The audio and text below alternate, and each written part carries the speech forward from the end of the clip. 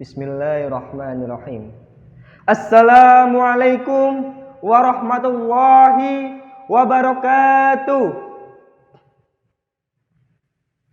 Alhamdulillahi rabbil alamin.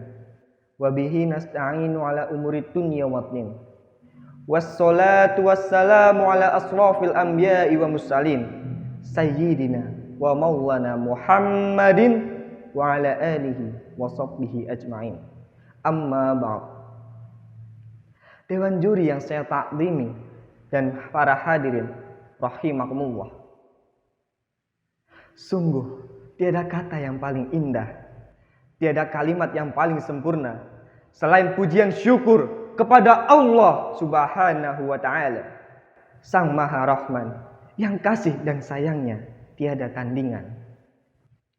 Sholawat beserta salam semoga tetap tercurahkan kepada sang kekasih alam, pembawa risalah ajaran Islam menuju jalan keselamatan sesuai dengan ajaran Tuhan sang pemelihara alam, yakni Nabi Agung Muhammad Sallallahu Alaihi Wasallam. Semoga kita mendapatkan syafaat beliau di akhirat kelak. Amin, amin, ya Rabbal Alamin. Hadirin hadirat rahimakumullah. Pada kesempatan yang baik ini, izinkan saya Muhammad Haikal Putra Pratama dari SMK Wiworotomo Purwokerto untuk menyampaikan sebuah tausiah dengan tema peran pemuda Islam di masa milenial. Berbicara tentang pemuda pasti identik dengan masa muda, masa yang hebat luar biasa, dikarenakan masa mudalah masa yang paling tepat, masa yang paling kuat untuk senantiasa dekat dengan Allah Subhanahu wa taala. Hal ini seirama dengan ucapan sang proklamator kita, Bapak Insinyur Soekarno. Give me your time, I will thoroughly check the world. Berikan aku 10 orang pemuda, niscaya akan kuguncang dunia. Hadirin rahimakumullah. Masa muda merupakan nikmat dari Allah Subhanahu wa taala, di mana kita sebagai pemuda dianugerahi bentuk fisik yang kuat. Mata melihat dengan tepat, tangan masih bisa mengangkat benda yang berat, kaki masih bisa berjalan dengan cepat, wajah tampan atau cantik bisa memikat. Maka gunakanlah wahai pemuda untuk senantiasa taat kepada Allah yang maha hebat. Hadirin hadirat rahimakumullah. Namun justru sangat menyedihkan, memalukan, bahkan memilukan. Di zaman milenial ini tidak sedikit pemuda yang kaya raya, yang segala ada segala punya, yang istilahnya HP-nya Nokia, laptopnya Toshiba, mobilnya Avanza, kontrakannya di mana-mana, rumahnya lega, duitnya loba. Tetapi batinnya tersiksa, hatinya dipenuhi dengan gegana, dikarenakan mereka terjerumus ke dalam jurang narkoba dan terbujuk rayuan wanita penggoda. Dikarenakan mereka melanggar aturan Allah yang maha kuasa. Padahal Syekh Mustafa Al-Hulayani, salah seorang pujangga Mesir, menyatakan dalam syairnya, Inna fi yadi subani amrul umati wa bi ahdamiha hayyataha. Sesungguhnya di tangan kitalah, di tangan para pemudalah pusat umat ini digenggam, dan pada kaki-kaki merekalah hidup dan matinya umat ini. Dewan juri dan para hadirin rahimakumullah. Kemudian pasti timbul pertanyaan dalam hati kita.